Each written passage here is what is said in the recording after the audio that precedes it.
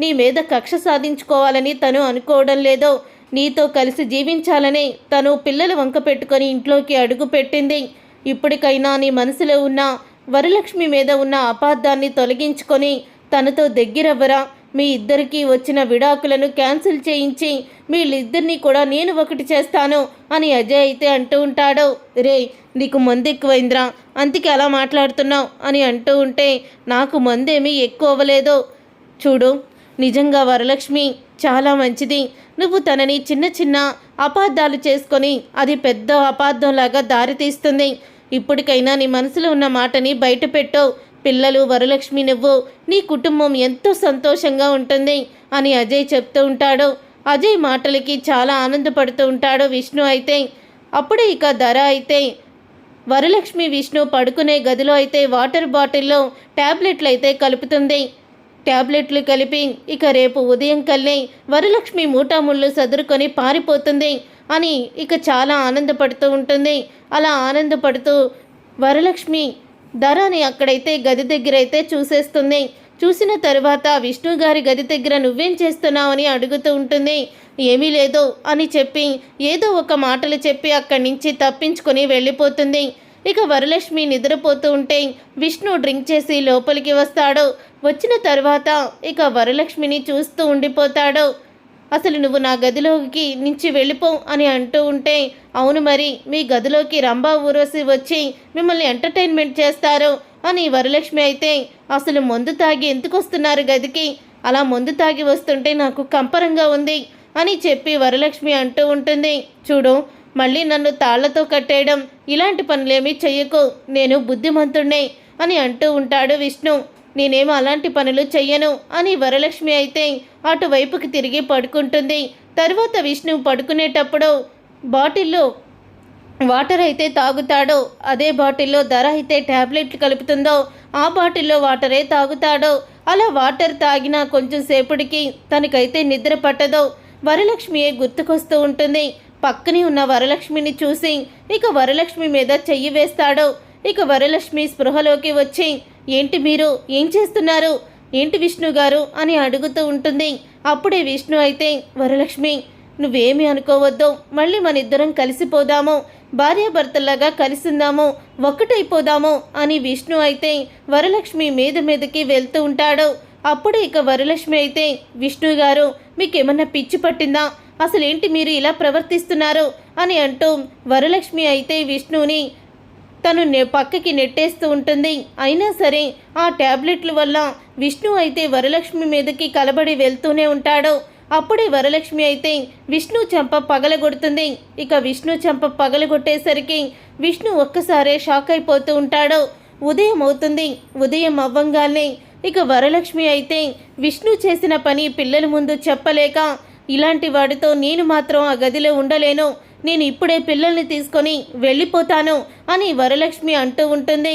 అయినా ఏదో ఒక వంక పెట్టుకొని విష్ణుని నువ్వు అందరూ అపార్థం చేసుకునేలా చేస్తున్నావో, నా కొడుకు నువ్వు ఒక గుదిబండలాగా తయారయ్యావో అని వేదవతి అయితే వరలక్ష్మినే తిడుతూ ఉంటుంది. అసలు ఏం జరిగిందో తెలుసుకోకుండా మీరు ఇలా మాట్లాడితే మాత్రం బాగోదత్తయ్య అని అంటూ ఉంటే, ఏం జరిగిందో ఏం తెలియాలి, అయినా మృగంలాగా గదిలో పడుకున్నానని మీద పడుతూ ఉంటే అసలు ఎవరు ఊరుకుంటారు అని అంటూ నిజాన్ని బయట పెడుతుంది వరలక్ష్మి. ఏంట్రా విష్ణు, ఏంటిదంతా అని అజయ్ అంటూ ఉంటే, అది నాకు అనుకోకుండానే జరిగిపోయిందిరా అని చెప్తూ ఉంటాడు విష్ణు. అసలు ఏంటి వరలక్ష్మి, పిల్లల మధ్య మీరు ఎందుకు ఇలాగే విభేదాల్ని సృష్టిస్తున్నారు? పిల్లలు కూడా అసలు గొడవలు ఎందుకు జరిగినాయి కూడా అర్థం కాకుండా వాళ్ళు ఎంత సతమతమైపోతున్నారో, బాధపడుతున్నారో. దీనికి నువ్వు ఇలా చేయడం కరెక్ట్ కాదు అని అజయ్ అంటూ ఉంటాడు. చూడండి అజయ్ గారు, నాకు ఆత్మవిశ్వాసం ఎక్కువ, నేను తప్పు చేయకుండా మాట పడలేను. అలాగే తప్పు చేస్తున్నారు, తప్పుల మీద తప్పులు ఎందుకు చేస్తున్నారు? నేను ఇంట్లో నుంచి వెళ్ళిపోవాలనే కదా, కానీ నేను ఇంట్లో ఉంటుంది నా పిల్లల కోసం. అలాంటి నా పిల్లల్ని వదిలి నేనెందుకు వెళ్తాను? అందుకనే పిల్లల్ని తీసుకుని వెళ్తాను.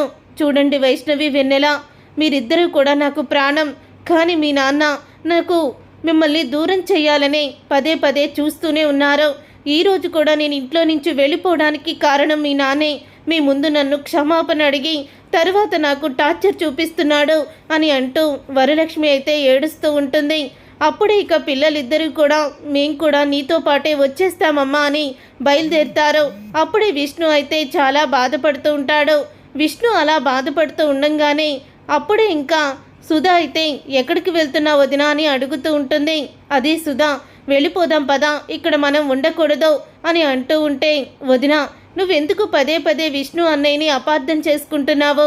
విష్ణు అన్నయ్య ఏ తప్పు చేయకుండానే తన మీద నిందలు వేస్తున్నారు. అసలు విష్ణు అన్నయ్య నీతో అలా ప్రవర్తించడానికి కారణం ఎవరో తెలుసా? ఆ ధర, ఇదిగో ఈ వేదవతి ఆంటీయే అని సుధా అయితే షాకిస్తుంది. అప్పుడే వేదవతి అయితే, ఏంటి ఏం మాట్లాడుతున్నావు నువ్వు అని వేదవతి అంటుంది. అసలు నీకేం తెలుసు, మేమిద్దరం ఏం చేశాము అని ధర అయితే సుధాని తిడుతూ ఉంటుంది. ఏం చేశారా, ఒక్కసారి వీడియో చూడండి అని వీడియోని చూపిస్తుంది. సుధా వేదవతి ధర మాట్లాడుకునే మాటలు అన్నీ కూడా వీడియో తీసి ఆ వీడియోని వరలక్ష్మికి అలాగే విష్ణుకి చూపిస్తుంది. అప్పుడు ఇక విష్ణు అయితే వేదవతి ధరతో చేతులు కలిపి వరలక్ష్మిని ఇంట్లో నుంచి బయటికి గెంటేయడానికి ఇదంతా ప్లాన్ చేసిందని తెలుసుకొని షాక్ అయిపోతూ ఉంటాడు.